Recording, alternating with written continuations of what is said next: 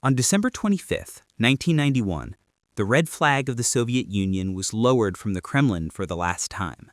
To the rest of the world, it looked like a political collapse. It looked like a victory for democracy, or a defeat for communism. But if you looked at the ledger books inside the Ministry of Finance, you would have seen a different story. The Soviet Union didn't die because of an ideology. It didn't die because of a revolution. It died because it ran out of money. This is the story of the greatest bankruptcy in human history. It's the story of a superpower that possessed 40,000 nuclear warheads but couldn't afford to buy bread. It's a lesson on what happens when a nation becomes addicted to a single resource, and what happens when the dealer finally cuts you off. To understand how a superpower goes broke, we have to go back to the moment they thought they were rich. The year was 1965. In the frozen wastelands of western Siberia, Soviet geologists made a discovery that would change the fate of the 20th century. They found oil, specifically the Samotlor field. It wasn't just an oil field, it was a sea of black gold, one of the largest discoveries in human history. At the time, this seemed like a miracle. The Soviet economy was already slowing down. The communist system was struggling to produce consumer goods that people actually wanted. Soviet cars were jokes, Soviet televisions caught fire, Soviet refrigerators barely kept food cold. But suddenly, none of that mattered. They didn't need to produce good cars or televisions. They just needed to drill holes in the ground. Before we dive deeper into this economic disaster, if you're interested in understanding how money, power, and history intersect in ways that still affect us today, make sure to subscribe and hit that bell icon so you don't miss our next video. And drop a comment below letting me know where you're watching from and what time it is for you right now. I love seeing our global audience. Now, let's get back to the story of how easy money destroyed a superpower. Throughout the 1970s, the price of oil skyrocketed. The OPEC embargo against the West sent prices through the roof, and the Soviet Union became the biggest beneficiary of this crisis. Oil that had been selling for $3 a barrel in 1970 jumped to $12 by 1974 and eventually climbed past $35 by 1980. Billions of dollars in hard currency flooded into Moscow. It was the greatest lottery win in the history of the Russian state. The Soviet leadership couldn't believe their luck. General Secretary Leonid Brezhnev and his inner circle watched as Western currencies piled up in Soviet accounts. They had stumbled into unlimited wealth, or so they thought.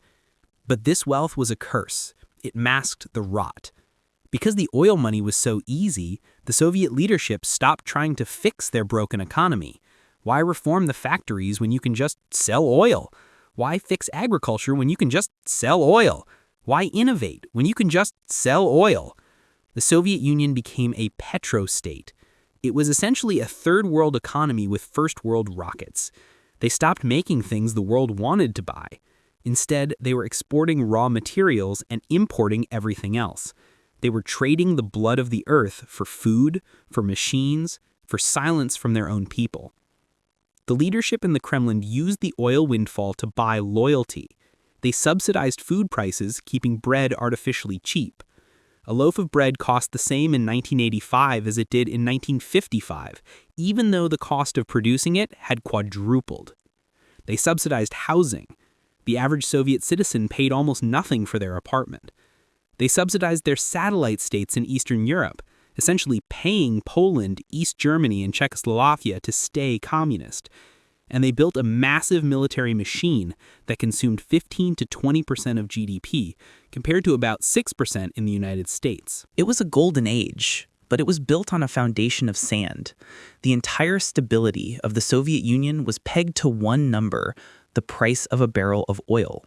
As long as oil stayed above $30 a barrel, the Soviets were rich. They were invincible. They could invade Afghanistan. They could threaten Europe. They could race the Americans to space. But beneath this facade of strength, a humiliating dependency was growing. Here's the part of the story that often gets forgotten, the part that reveals just how broken the system really was.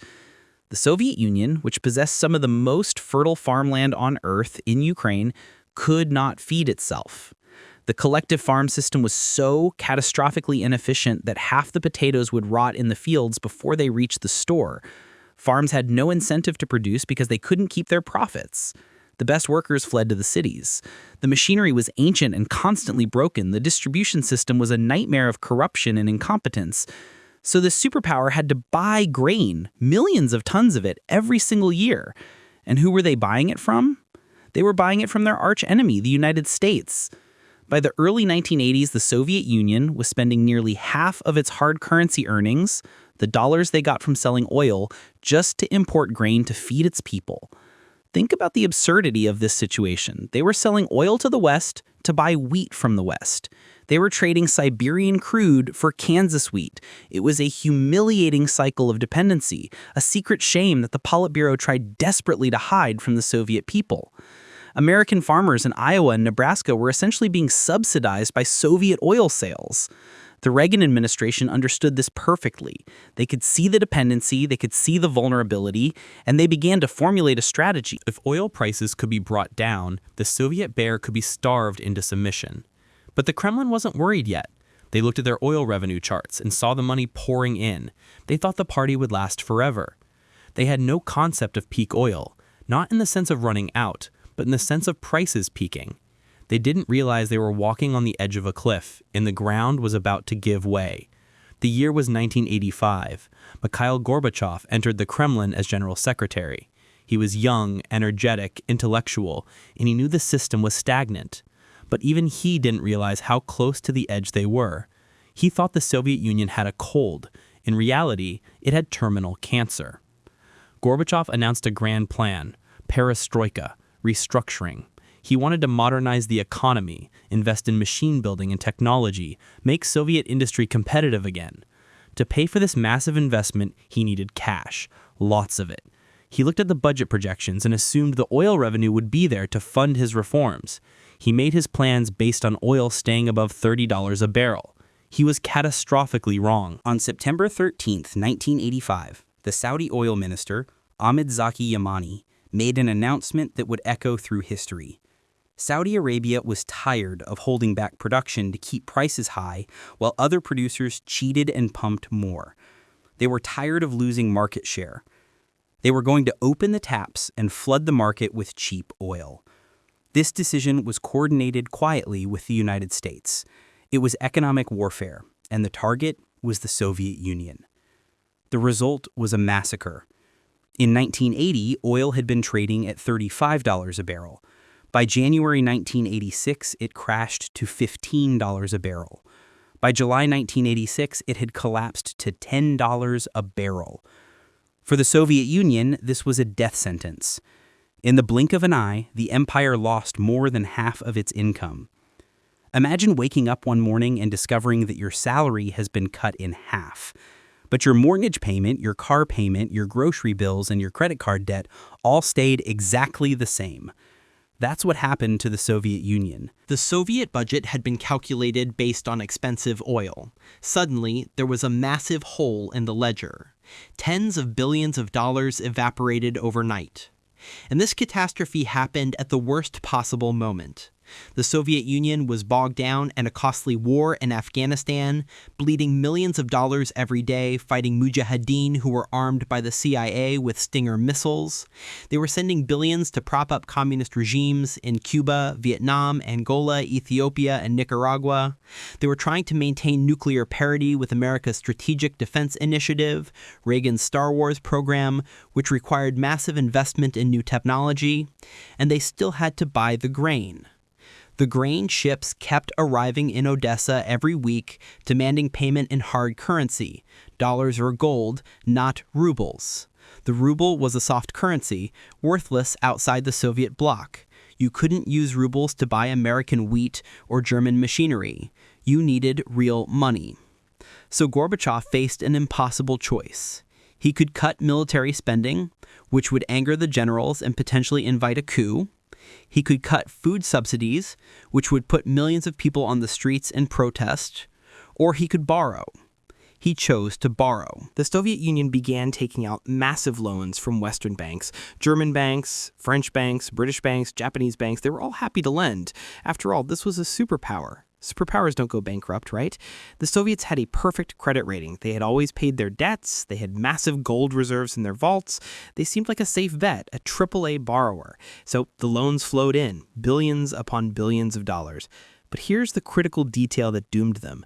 This wasn't investment capital. This wasn't money being used to build factories that would generate profits later. This wasn't infrastructure spending that would increase productivity. This was survival money. The Soviets were borrowing billions just to buy food and consumer goods to keep the store shelves from looking completely empty. They were borrowing to maintain the illusion of normalcy. It was a credit card spiral, the kind that destroys families, and now it was destroying a superpower. They were borrowing to eat. To make matters catastrophically worse, Gorbachev made a domestic economic mistake that accelerated the collapse. He launched an anti-alcohol campaign. He looked at the statistics and saw that alcoholism was destroying the health and productivity of the Soviet worker. The average Soviet man drank the equivalent of 15 liters of pure alcohol per year, twice the level considered dangerous by health organizations. So Gorbachev restricted vodka sales, reduced production, and even ordered the destruction of vineyards. Morally and from a public health perspective, it was absolutely the right thing to do. Economically, it was suicide. Why? Because the tax on alcohol was one of the largest sources of revenue for the Soviet state. In 1979, alcohol sales brought in about 25 billion rubles in taxes, representing roughly 1/3 of the state budget revenue. Vodka and liquor sales accounted for a massive portion of government income. By restricting alcohol sales, Gorbachev wiped out another huge chunk of the budget at precisely the moment when oil revenues were collapsing. It was like losing your job and then canceling your side hustle at the same time. And here's the darkly comic part. The people didn't stop drinking. Russians didn't suddenly become sober because vodka was harder to buy. They just started brewing moonshine at home, samagan, made from anything that would ferment. Sugar, potatoes, even industrial alcohol stolen from factories. So the state got zero revenue, and people poisoned themselves with homemade liquor. Meanwhile, sugar disappeared from the stores because people were buying it all to make alcohol at home. The unintended consequences cascaded through the economy. By 1988, the budget deficit was spiraling completely out of control. The government started doing the one thing you should never do when you're already in an economic crisis. They turned on the printing presses. They printed rubles to pay workers' wages, to pay pensions, to pay the bills that kept stacking up. But because there were no goods in the shops to buy, the money just piled up. This created what economists call a monetary overhang. The people had pockets full of cash and bank accounts full of rubles, but the stores were empty. Money without goods is not wealth, it's just paper. The shortage economy kicked into high gear. People would stand in line for 4 hours just for a loaf of bread. If you saw a line forming on the street, you would join it without even asking what was being sold. It might be shoes, it might be sausages, it might be toilet paper, it might be nothing. You grabbed whatever you could because tomorrow it would be gone.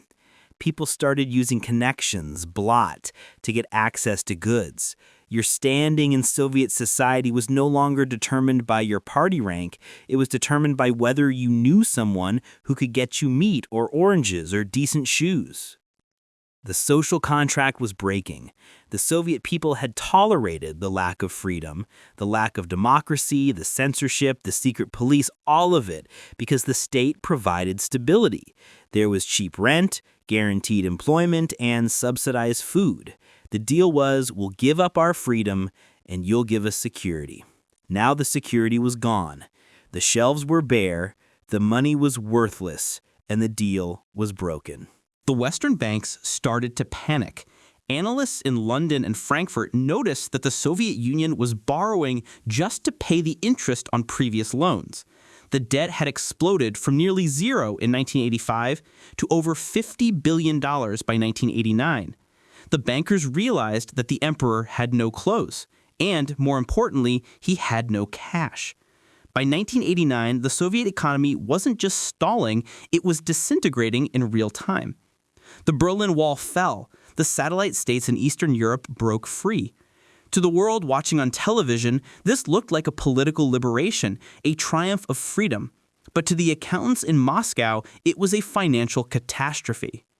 For decades, the Soviet Union had forced Eastern Europe to trade in a closed loop, selling them oil and raw materials and buying their manufactured goods, all priced in rubles. Now those countries demanded to be paid in real currency, in dollars, for their goods. The entire trading bloc collapsed. The Soviet Union lost its captive market and had to find even more hard currency. Inside the Kremlin, panic set in. The gold reserves were vanishing. In the mid-1980s, the Soviets had over 2,000 tons of gold bars sitting in vaults. By 1990, they were secretly flying gold to London and Zurich, selling it in a panic just to pay for the next shipment of wheat.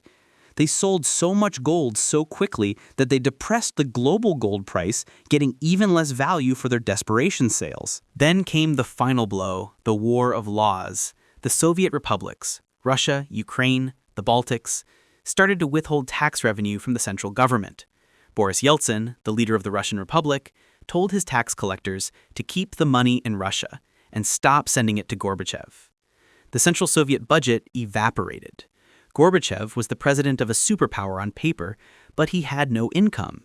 He commanded nuclear missiles, but he couldn't pay the guards who watched over them. In 1991, the unthinkable happened. The Soviet Union started defaulting on commercial payments. Ships full of frozen meat and butter anchored off the coast of Leningrad and refused to dock. The captains radioed that they wouldn't unload the cargo until the checks cleared. But the checks were bouncing. The Soviet government, which had launched Sputnik and built an empire stretching from Berlin to Vladivostok, was now begging for food aid. They went to the West, hat in hand, asking for humanitarian assistance. It was a complete humiliation. On December 25, 1991, Mikhail Gorbachev sat at his desk in the Kremlin to sign his resignation.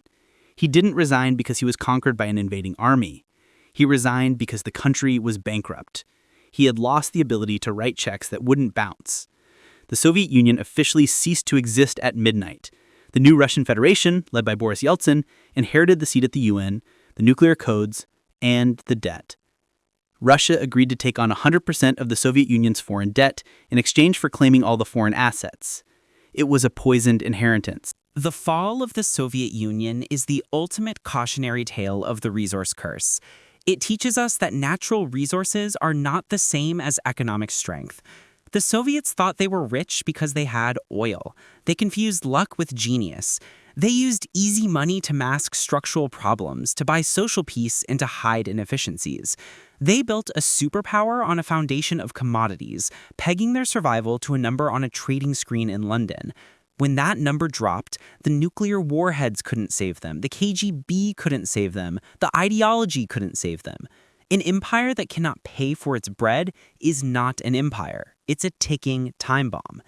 In the end, the Cold War wasn't won by a missile.